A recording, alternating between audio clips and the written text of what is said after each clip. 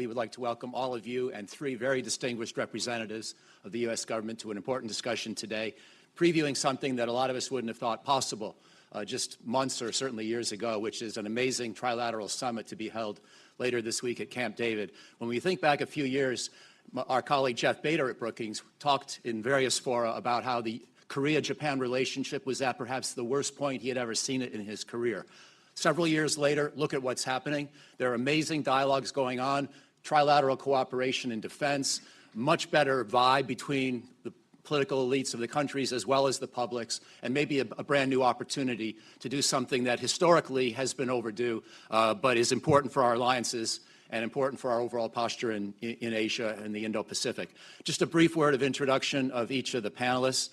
Mira Rapp-Hooper is a senior director at the National Security Council. She's also author before that of Shields of the Republic, a book about the importance of American alliances and the need to reinvent them for the current era. And now she's putting her academic aspirations into practice at the National Security Council, doing exactly that, with this week one of the big moments in that entire effort. She works with Kurt Campbell, a true force of nature in Washington, a great friend, on a personal note, a person who's helped me and my family through some difficulties in the past, but also who's just been at the forefront of Asia policymaking in the United States for decades.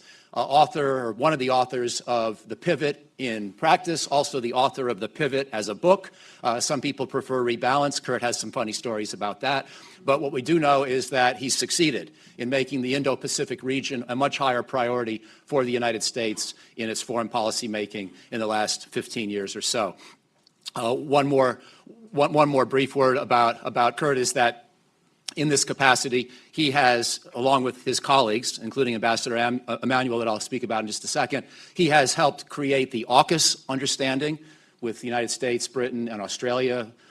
A lot of it's about submarines, but there's a lot more going on there, too. He's nurtured and helped along the Quad process, but the Korea-Japan-U.S. piece, until now, has been slower to develop. So it's remarkable to see that piece coming together as well, and it really is testament to his longstanding efforts.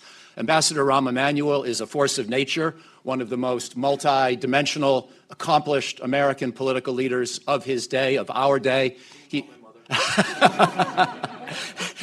He was congressman, he was chief of staff to President Obama, he was mayor of Chicago, and just when you thought he couldn't do anything else beyond what he'd already achieved, now he is the U.S. ambassador to Japan, where he has really loved the country, been seized by the country, brags about it whenever he gets a chance. It's mountains, it's subways, it's bike rides, it's people, it's culture. And so I could not be happier to see my 5 friends on stage. Please welcome them all, and I'll pass the baton to Andrew. Well, thanks so much, Mike, for that opening. And as Mike mentioned, just a few years earlier, it would have been hard to imagine the leaders of South Korea, Japan, and the United States getting together at Camp David for a trilateral summit, given the serious deterioration in Korea-Japan relations, but yet here we are. So I wanted to start off with you, Kurt, and just ask if you could give us a bit of how we got to this point, a bit of a stage setting for us, if you will, and then we'll turn to Ambassador Emanuel and Mira. So Kurt? Great. First of all, welcome to everyone. It's terrific that you all turned out. Thank you to my friend Mike O'Hanlon for such a warm introduction. And Andrew, we appreciate you hosting this.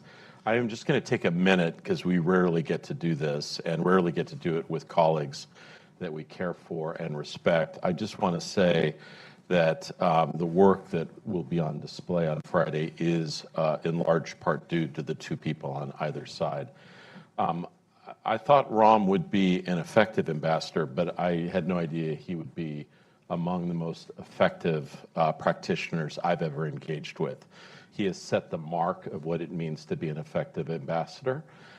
Anyone who has any doubts about where the U.S.-Japan relationship exists in our strategic imagination, spend a couple of minutes with Rahm. It's been an honor and a pleasure to work with him. Mira, last month, was elevated by the president to be a senior director. It's wonderful to see up-and-coming women in the national security arena making their mark. She, probably more than anyone else behind the scenes, quietly and effectively has nurtured this relationship, this trilateral relationship, over the past couple of years. So let me just say this meeting in Camp David is long in the making. Many of us, I see people around the room who've been involved in U.S., Japan, South Korea relations for decades.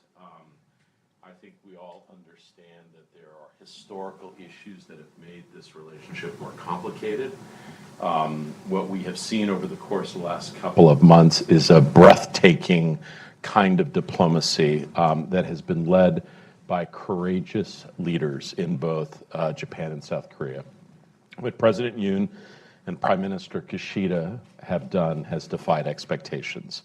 They have, sometimes against the advice of their own counselors and staff, taken steps that elevate the Japan-South Korean relationship into a new plane. And I will say proudly that President Biden, his senior-most team, have supported this effort for the entire time that we've been in office. Private, discreet dialogues with Japan and South Korea, sometimes together, sometimes apart. President Biden, when he was vice president, made clear that this was a high priority for him, to see what was possible to mend some of the hurt feelings, harsh sentiments on both sides. He applied his strategic empathy to this problem, and he is very much looking forward to hosting the leaders to Camp David. And it's significant that it's being held in Camp David. This is the first visit of foreign leaders to Camp David in the last several years since President Biden came to office. I think we all understand the significance when a meeting is held there. It's meant to signal with deep symbolism the importance that we attach to this momentous moment.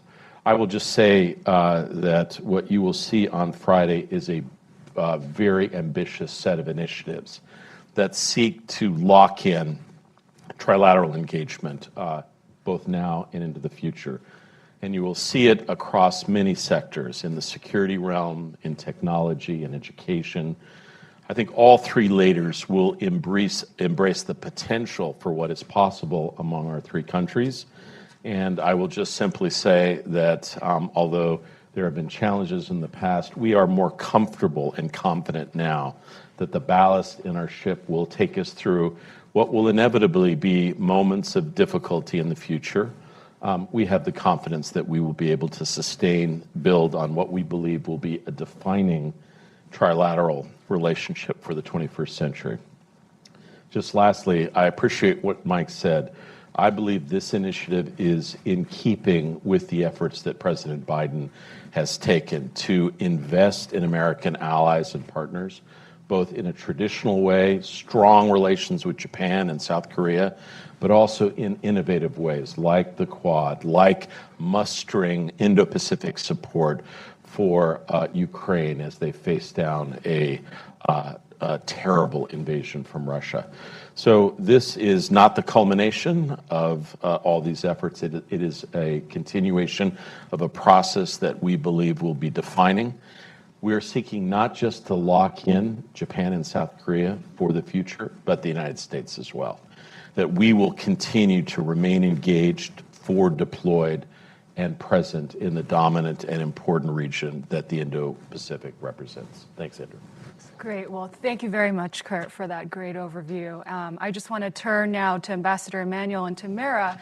Clearly, all of this significant progress that we've seen wouldn't have been possible without great political will in Tokyo and in Seoul. So I'd like to hear sort of from your vantage point from Tokyo first, Ambassador Emanuel. What are sort of the key sort of drivers for this trilateral cooperation that's sort of reigned high in Japan, and then Mira sort of from Seoul, and what are some remaining roadblocks, would you say, that need to be addressed? Let me pick up a little where Kurt was and try to drive it. One is, I think people should remember, in the realm of obviously American foreign policy is our alliances and our allies. That's the coin of the realm. 6 weeks ago, the president was in Vilnius, and Sweden and Finland joined NATO. 6 weeks later, he's hosting Japan and Korea at Camp David. That bookends tells you a lot about where we are under this president, in the sense, I think, in the core piece of what makes America strong. It's its alliances and its allies. And because of the trust these two leaders have, they didn't do the bare minimum, they went farther. And I think you can never underestimate, as somebody who thinks foreign policy is just politics in another set of clothing, all politics is personal. It's not just local. And because of that trust level, they extended themselves beyond the minimum. Number two, in the region, and Kurt has forgotten more than I know, just being there 18 months. Look, when you tear it all down and get it down to its essential, our message is we're a permanent Pacific power and presence, and you can bet long on America. China's message? We're the rising power, they're declining. Either get in line or you're going to get the Philippine treatment. Now, you can dress it up any way you want. That's basically the core. And Friday, when this occurs at Camp David, this is a fundamental advancement of America's interests. China's entire strategy is based on the premise that America and its number one and number two ally in the region can't get together and get on the same page. That's fundamentally going to be different. And as we go through that and that process, that will, in my view, change the strategic landscape of the Indo-Pacific. And that it will have as much of an impact, and it has a level of a deterrence, as much as we always think of deterrence. We have to start changing and have a wider version of what deterrence is. It has an economic component, it has a political component, it has a diplomatic component, it has a military component, it has an intelligence component. This, on the political diplomatic side, is a major level of deterrence when you have this cooperation, this collaboration, and this coordination going forward. It's a foundational piece that alters all calculations going further. And I think on the side, I would say politically, I think the change I would say, and again, I want to be careful, is, and I'm an American ambassador, I'm not one that does Japanese politics, at least until about right now. But I think on that, what I would say is a big change, and a little on about observing Korea, is that both leaders saw the opportunities of the 21st century rather than the problems and challenges of the 20th century. And they seized it.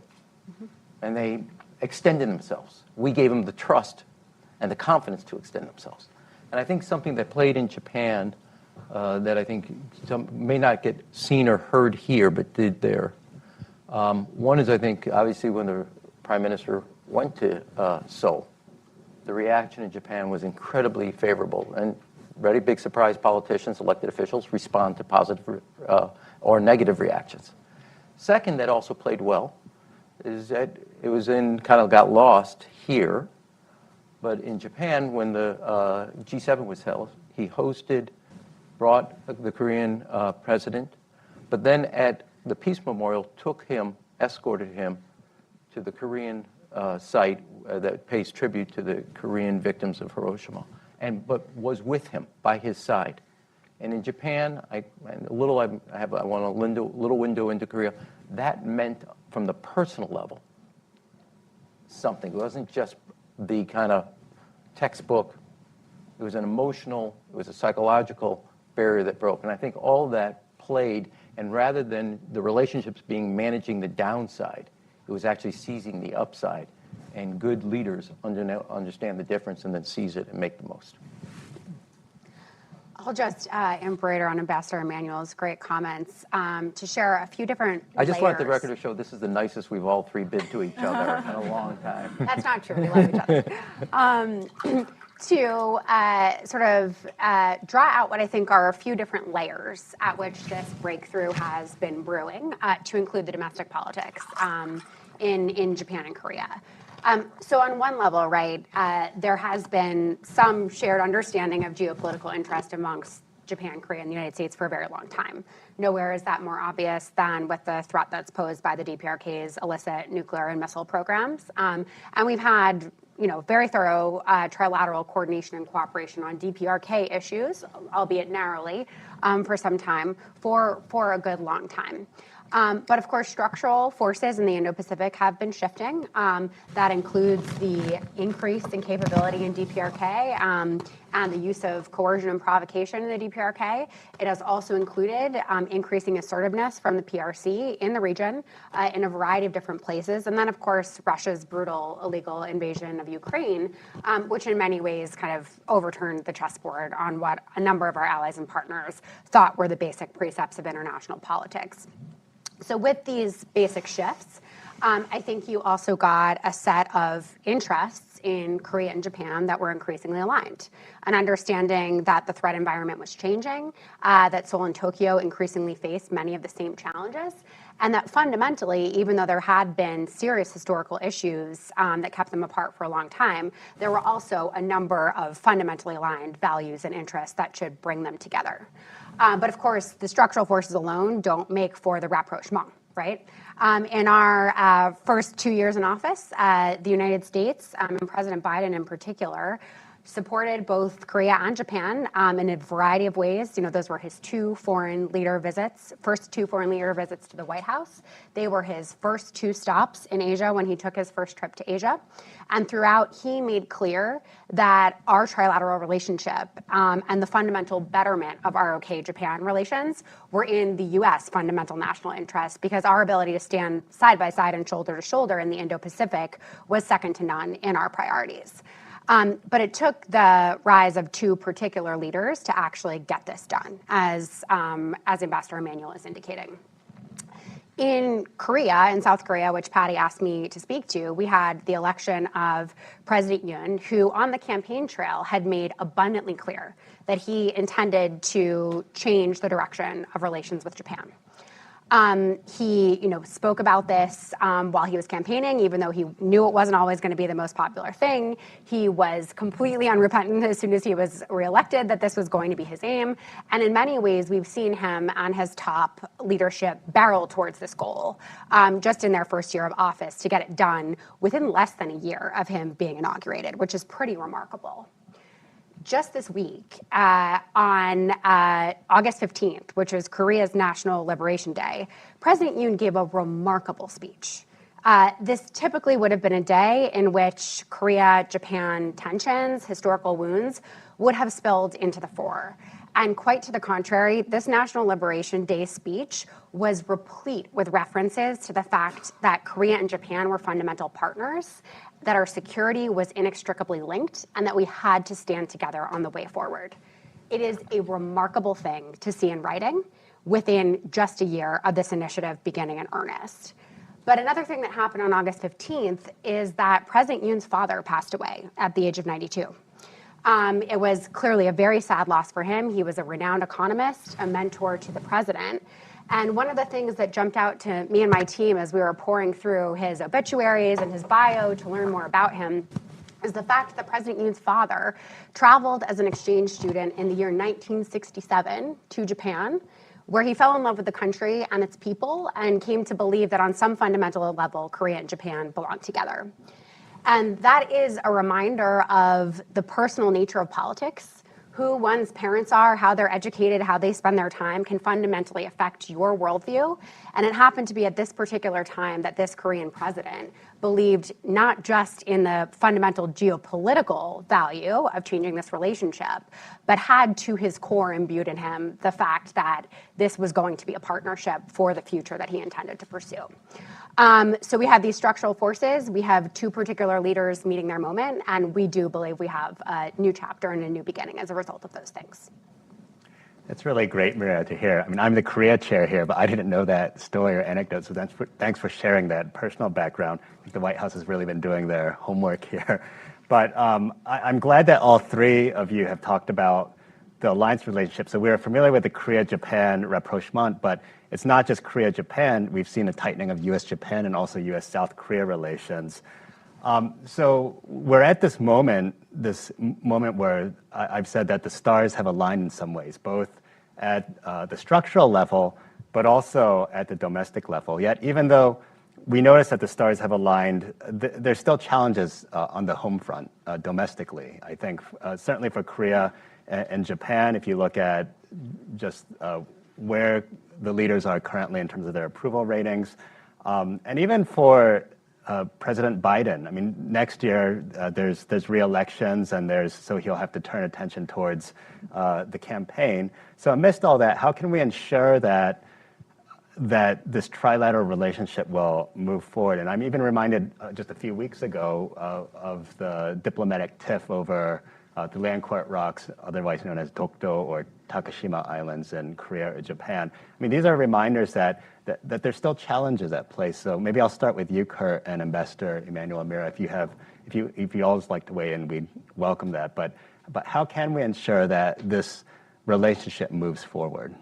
Great, Andrew, it's a great question. And I think our strategy would be to try to address it in a multifaceted way. Probably the most important thing that we can do on Friday is to commemorate and to accord both leaders the respect that they deserve. This is a courageous move. It belongs on the top tier with respect to diplomatic initiatives of modern times. It is dramatic, and it needs to be recognized, not just domestically, but internationally, Andrew. And we believe by hosting them in Camp David and launching a number of trilateral initiatives, we will be able to play a small role in supporting that, but others can do their part as well. Secondly, I think in the past, when we have had setbacks, sometimes the United States had remained in the background or on the fence. I think there has been a view among Asianists that perhaps it's inappropriate for the United States to engage in some of these issues, that they are messy, that there are domestic politics involved. There will be concerns about taking sides. Andrew, I think that period is over. I think the United States is now deeply invested in this. And you can imagine then when we approach, which will be inevitable challenges, that we will weigh in a desire to make sure that our momentum is not lost and that we rise above challenges, whether they are local or national. The third area that I think is important is to extend the nature of this trilateral engagement, not just to narrow bureaucratic and government levels or the security side, but basically societally. If you look at other periods in the past where rapprochement has taken place, like for instance between Germany and France in the 1970s and the 1980s, it began with a narrow engagement between a few leaders and then bureaucrats, but then very quickly was embraced at a people-to-people educational level. So I think what you will see on Friday, we don't want to get ahead of ourselves. We will announce a number of things, trilateral annual summit between the three leaders, which we intend to abide by, a national security and Secretary of State effort that will help prepare the way for that. We're going to invest in technology to have a three-way hotline for the leaders and others inside their governments to communicate. We are going to make commitments to dialogue and engage in critical circumstances. However, we're going to go beyond this. We're going to invest in people-to-people and educational initiatives. We are going to try to invest in a much broader, deeper, thicker trilateral set of engagements, which brings our peoples together in important ways. And so you can never, Andrew, make a fundamental commitment that it's not possible to go backwards.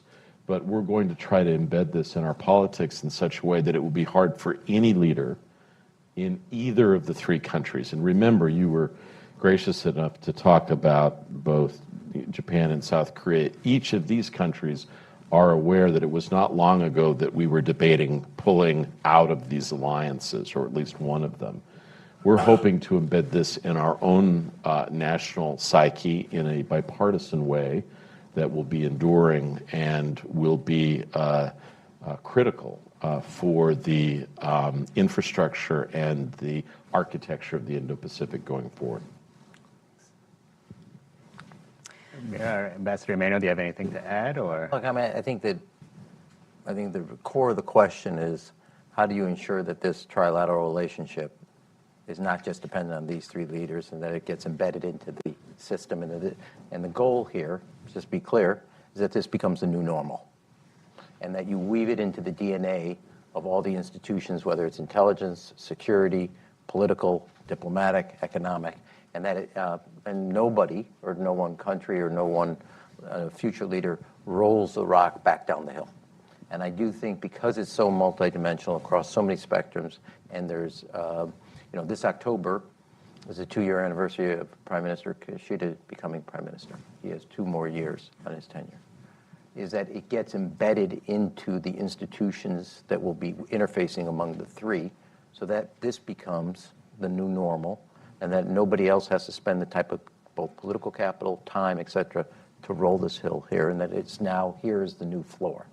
And I do think I actually believe, based on the fact that you're going to have meetings, you're going to have an annual, this is the inaugural of a trilateral set of meetings, it's going to be across parts of the government, it's going to happen on the intelligence level, it's going to happen on the security level, across that bed, that becomes woven into the structure and the way you look at things and the way you operate. That will then fundamentally be a new shift. And I really believe this. August 19th is going to be different than August 17th. And it will be a new day with a new set of structures and a new set of institutions and a new set of perspective. And I think it doubles down not only on our strength about alliance, but more importantly, it doubles down on the fact that we've created something that exactly what China was hoping would never happen. Can I say one last thing on this? Mira also has some really interesting insights about polling that you might be able to offer. But I will also say this to you guys. I think when we started this process and we were building towards Camp David, I at least wondered whether there would be sentiment in one or the other of these countries that would say, let's be a little bit resistant, because if we trilateralize these things, what will it mean for the bilateral relationship? Will that still be as important? And each of these countries fully embrace the nature of the bilateral importance. It's each of their countries' probably most important bilateral relationship. I will tell you, I've been extremely pleasantly surprised at how committed the leadership teams are in both countries to all these trilateral endeavors. There has been no sense that, gee, if we do this, does this mean that some element of our bilateral engagement will be diminished? No, they see it as additive, as effective, and as, in many respects, complementing their national strategies. Kira?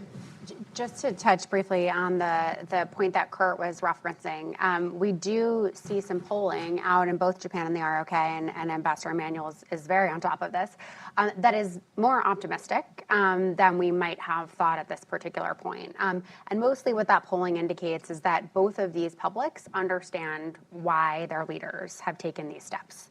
Now, there are certainly certain corners in both countries where the steps are less than popular, but particularly in Japan, public opinion polling is quite a bit more favorable than we might have expected.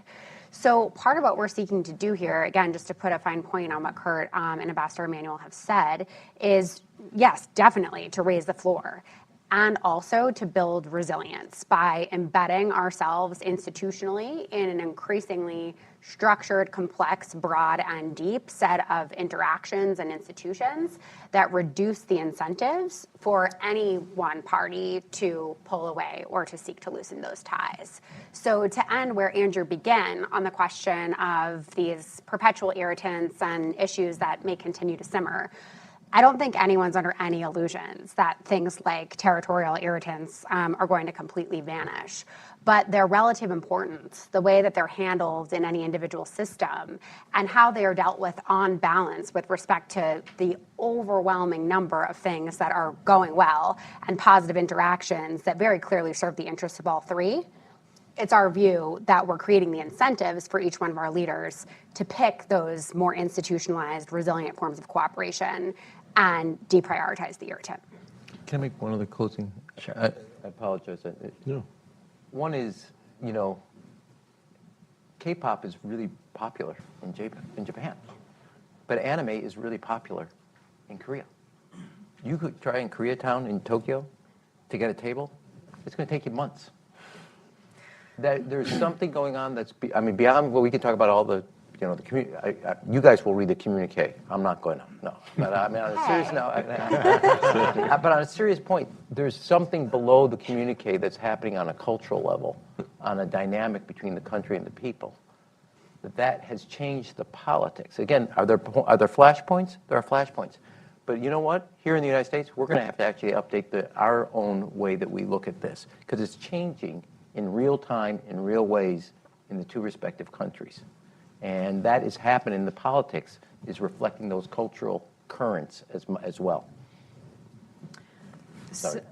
Thank you. Well, I want to turn to North Korea now and see if we could go a little bit deeper there. North Korea obviously looms as a common concern for all three countries, and it's been a large bolstering deterrence. Defense vis-a-vis North Korea has been a big priority for trilateral cooperation. So Mira, if we could start with you, can you just go over what some of the steps that the three countries have taken in recent months to bolster deterrence, what may be coming down the pike, and how has this changed the situation materially on the ground?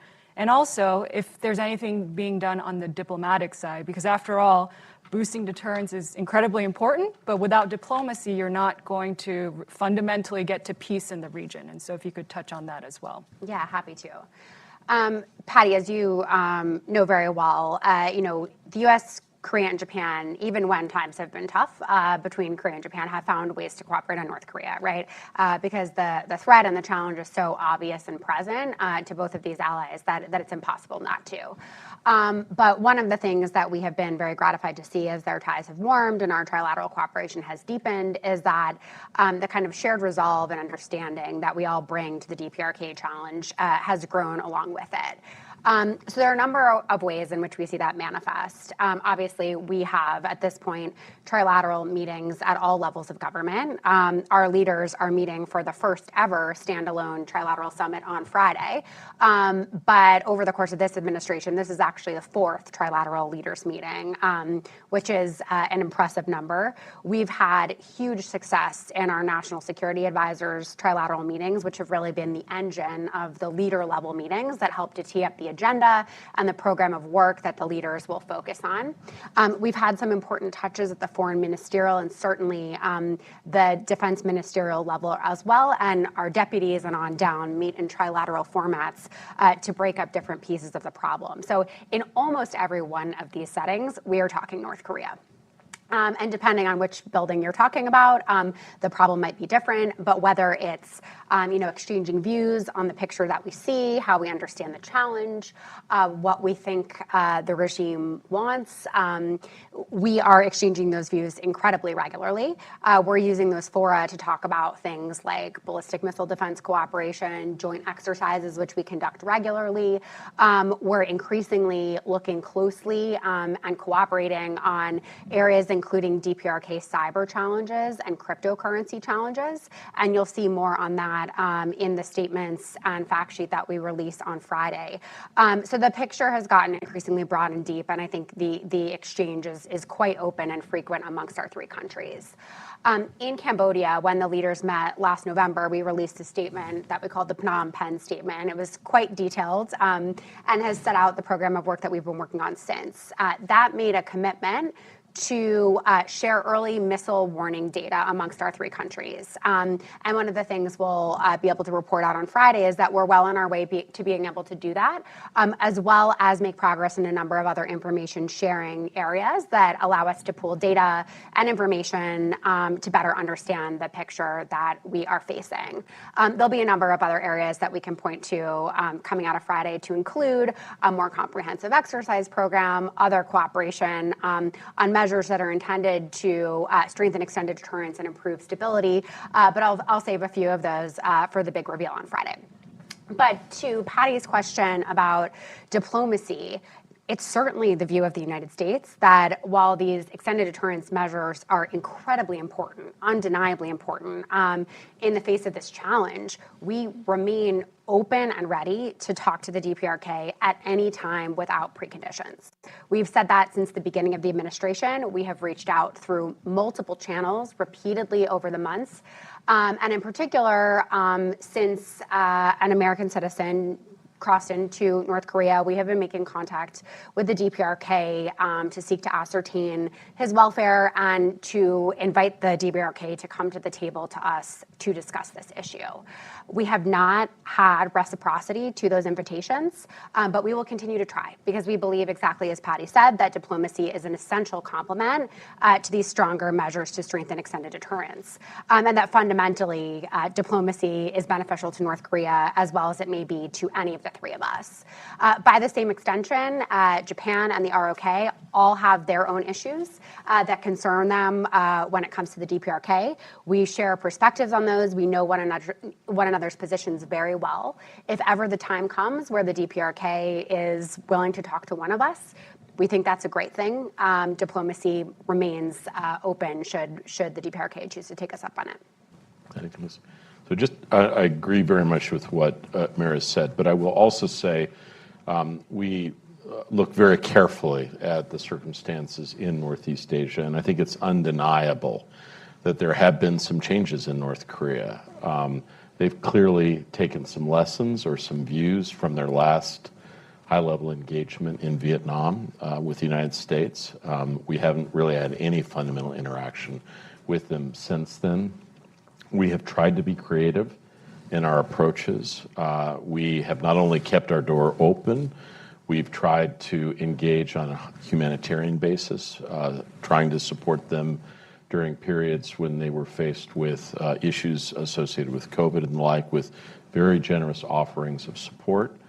I think it is undeniable that North Korea's relationship with China has changed, and probably with Russia as well. So it is possible that, you know, that we are all familiar, Mike's written about it, we've all experienced a kind of diplomatic rhythm and approach that North Korea has followed for decades.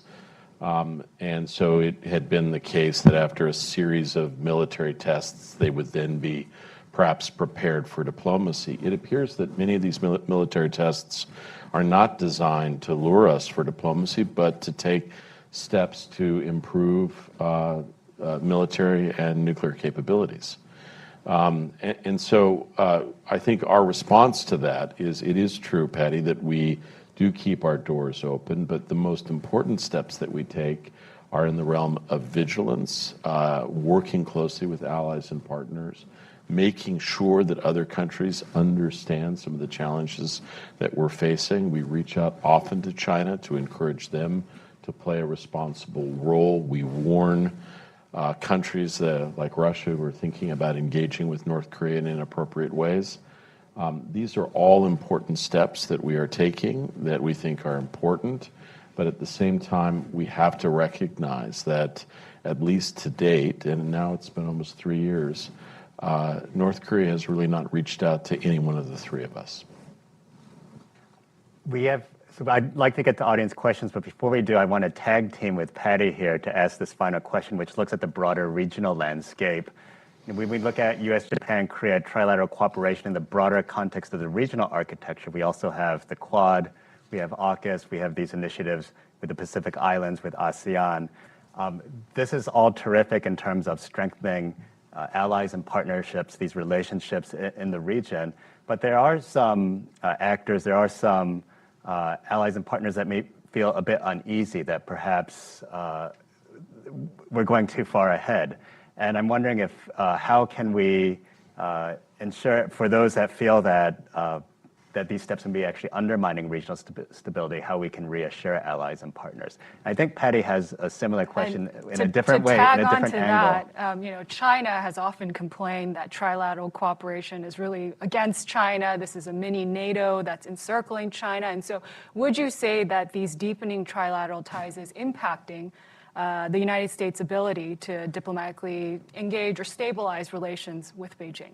Okay, I'll try to answer, and then I think Mira will have something to say. So I think Andrew's question was initially about the response of allies and partners, and I think Patty's good question is about China. I would simply say I am not aware of any country in the Indo-Pacific that is critical or resistant of the steps that we have taken. In fact, behind the scenes, even some countries that might surprise you have been very welcoming of our engaging with a host of countries and a series of efforts to knead together to build greater resiliency and creativity in multilateral and minilateral groupings. And so, Andrew, to be honest, I'm not aware of any country that says, wait, you're going too far. If anything, the question is, can it be sustained? Can you ensure that these important commitments can be taken into the future? And we hear that sometimes in the Pacific and sometimes in Southeast Asia. And I think we have a much greater confidence now that I believe that the American engagement in the Indo-Pacific is here to stay, and that this is now fully embedded in the American system, embraced in a bipartisan way, and will be resourced and sustained into the future. Patty, to your good question, the only thing I would say, and I actually, one of the things that Ram has brought to this realm is plain speaking. And so oftentimes we About hear... four-letter words. Yeah. He's done very little of that, actually.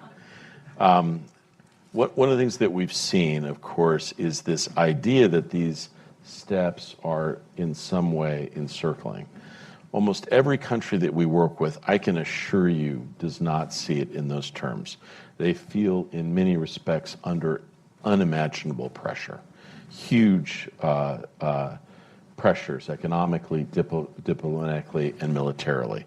They also believe that the last 40 or 50 years are some of the best years in the history of the Indo-Pacific. Remarkable prosperity, tremendous wealth creation, tremendous innovation and integration, lifting billions of people out of poverty. It's nothing to sneeze at. It's very substantial. And they believe that elements of this operating system are coming under duress.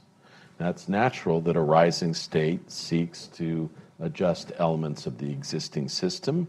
But I think many of these countries believe that steps that China is taking won't just amend the system, but will destroy it or make it much less viable as an institution to propel prosperity and peace.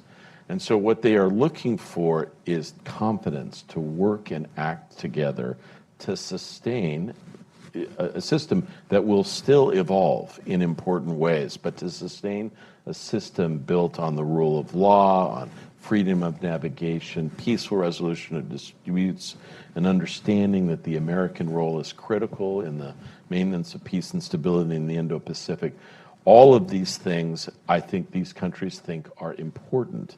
And so, Patty, I just would simply say that I don't think many countries accept the idea that this is somehow a noose or a effort to contain China. All these countries have deep, profound economic and political interests in a steady and stable relationship with China. What they sense and what they witness is a China whose actions have demonstrably changed in recent years in ways that threaten their security and that raise larger concerns both nationally and in the region.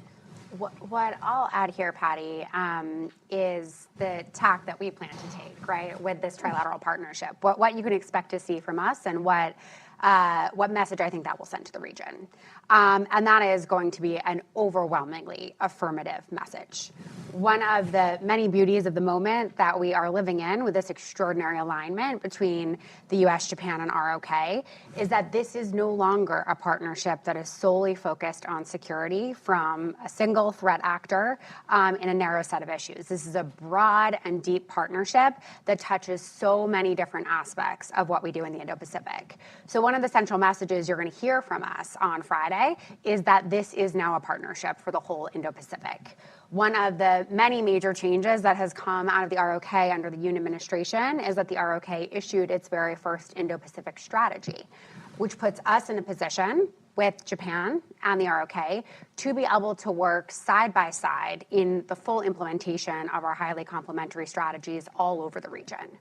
You know, some of the deliverables that we discuss on Friday will include ways that we can work together better in Southeast Asia, how we can work together better in the Pacific Islands, how we can work together better to reinforce the regional economic order, and to provide more effective and efficient security and development assistance.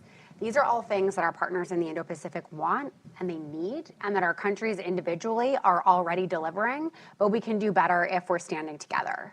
So like the lens that is on our Indo-Pacific strategy, the way that we have fashioned the Quad, our aim is to show that everybody is better off when these three countries are working together, because it happens to be true.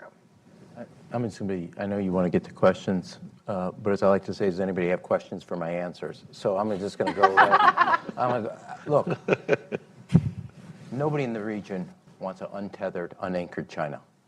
If you think this starts at the trilate's the problem, we got to go back to zero here. I think President Biden doesn't get the full credit, in my view, for having China basically in the region will never win the award for the good neighbor policy. They have land conflict with India.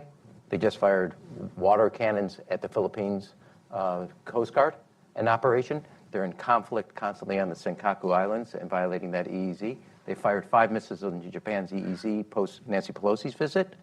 They've had economic coercion as recently as 2017 against Korea, and then just ending that with Australia.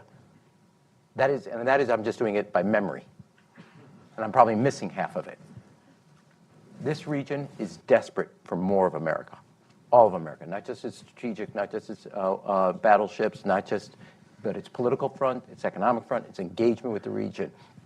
China is unanchored, untethered, is a risk to the region. And the fact is, in the region, whether it's the Quad, whether it's this new trilat, what was left off your list, with also Philippines making major efforts with us on the islands, whether it's AUKUS, is a restructuring because people understand and in strengthening of America's alliance and commitments to the region. And in fact, that is exactly, it's welcomed. And I can tell you that on the diplomatic side, across the spectrum, not just with developed countries, but the Pacific Islands, others in the region, how much of my colleagues in Tokyo are so appreciative about what's about to happen on Friday. And so I would actually say the inverse, which is when it comes to disruption or caution, is not the trilateral process. It's actually all the coercion and the conflict and the constant harassing of others on a geographic basis or resource basis, or what's going on in fishing rights, water, mineral rights, what's going on resources exploration. That is what's actually disruptive. Great, thank you. Well, we're going to turn it over to Q&A now. We'll go with the gentleman first here. If you can identify your name and affiliation. And Hi, Dimitri with the Financial Times. And I'd just like to say, I think we should dub you Casey in the Sunshine Band with all the optimism up there.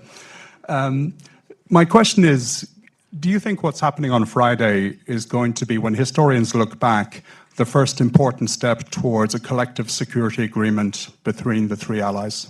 And separately, will you also mention anything about the second Thomas Sowell in the statements on Friday? So look, Dimitri, I think the agreements and the engagements on Friday will be a substantial step forward in recognizing the common security picture that each of the countries are facing along the lines that Ambassador Emanuel and Mira have indicated. We are taking some initial, quite substantial steps towards recognizing that we face a common horizon and that it will require common actions. I think those are substantial steps. I think we can imagine a future with more ambition, but I think it's very careful. Like you opened your comments by saying a lot of optimism out there. The key is not to get too far over your skis, to take this a step at a time, to build appropriately, to not get beyond the domestic context of which we are dealing. Each country has the confidence in the strongest possible relationship with the United States, and we will explore how to extend elements of those bilateral engagements into a trilateral setting. But we will do it prudently, we will do it carefully, and we will do it responsibly.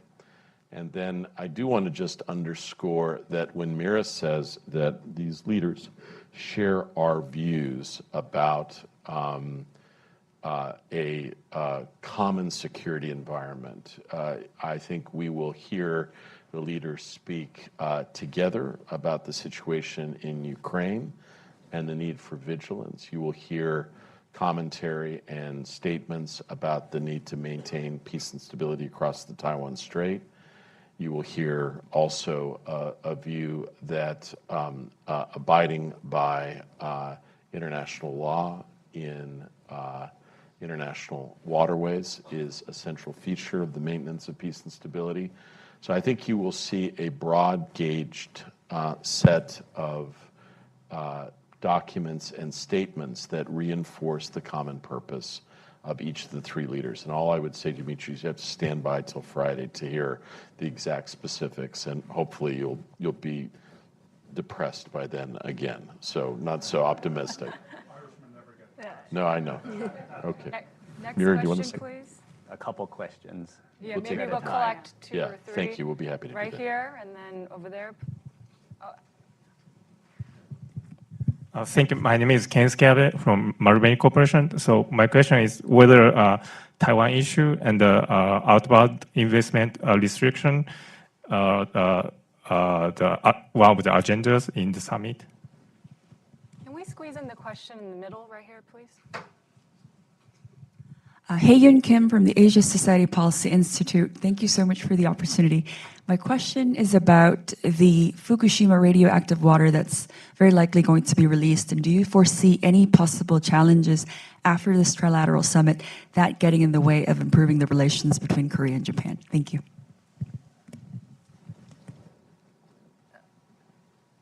Just right here. We'll just take it all in, and you guys Yeah, could that's great. choose, pick Thank and you. choose. Should we just say yes? Thank you. Igor from the South China Morning Post. You guys said that we should expect some announcements on technology. I was wondering to what extent the Biden administration will encourage both Japan and South Korea to join the U.S. lead on curbs to investment on Chinese advanced technology. Thank you. Mira, do you want to start, and then I'll go down? I'm happy to take the question on Taiwan. I'll note that in the past, in our last statement in Phnom Penh, Cambodia, there's already significant language in which we take a trilateral position on Taiwan. I think it's very clear. It's certainly something the president raises in every meeting with close partners. It's an issue that matters deeply and is close to all of our hearts. Each one of our countries has a clear position on the importance of peace and stability in Taiwan, so I would expect that to come up. And I would say, to your good question, one of the things that is important in these trilateral settings, and I've witnessed it myself, is each leader thinks it's important to update on specific national initiatives or other things that we're working towards. So I would fully expect that President Biden would explain his rationale and the steps that the U.S. government is taking, both with respect to outbound investment, other initiatives that we're likely to take in the realms of the IRA implementation and the like. Our partners are continually engaging in those discussions. We have very active dialogues on all things that we're doing on the technology front. And I think it would be fair to say that both Japan and South Korea are more aligned on on technology-related issues than I think are widely understood. I do also believe that there have been discussions among all three countries about Fukushima. I believe that the IAEA has been very clear about its findings. I think that has been accepted generally in all three countries, and I believe that there will be continuing appropriate discussions among all three. Ram? One is if you looked at all three countries in the last year and produced their own national security documents, as it relates to the overall view, every one of them are not only complementary of each other, any one of us could have written the other one country's national security documents. And this is a byproduct of that kind of common vision, shared foundation. Two, to Fukushima, I'm going up at the end of the month. I'm going to go have dinner up in Fukushima, fish dinner. They have been unbelievably transparent. I say this, they've brought the international community in, been unbelievably scientifically based in their efforts of being forthright with the public. A lot different than basically saying we're not publishing youth unemployment numbers anymore.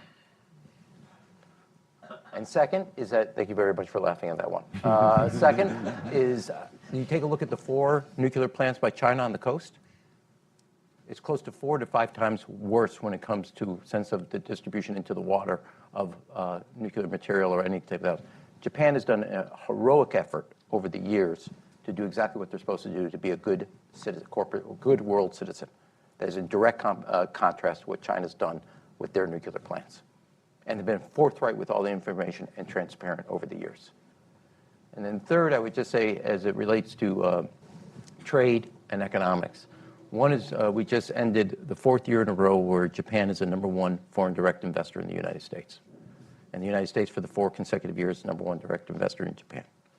Second is that the United States has now replaced China and Korea being their #1 exporting market. And I think that the economics of each other's countries, the investments in either agriculture or automotive technology, is reflective of the fact that there's not only a great deal of economic opportunity in all three countries, you actually are going to start investing in countries that respect the rule of law, investing in countries that give you legal certainty, and respecting in countries where information is transparent so you can make a good decision based on the bottom line of the business. And that is actually what is bringing a lot of the countries together. Just one thing on this good point that Ram Kurt's makes. going to pay for the dinner. And for I would love to. Thank you. The idea of the investment and the engagement between our countries does not get enough attention. And so in the 2.5 years since President Biden has been the President of the United States, just give you an example, South Korea has invested over $100 billion in the United States in new technological pursuits. That is a remarkable vote of confidence, and the same dynamic is underway with Japan as well. So I think, again, Dimitri warns us not to be too optimistic. There are times in global politics where it's appropriate to focus on an important step, and this is one of those times. Well, I think that's a terrific way to close our conversation. So Ambassador Emanuel, Kurt, and Mira, I want to thank you again for stopping by Brookings to just share your thoughts.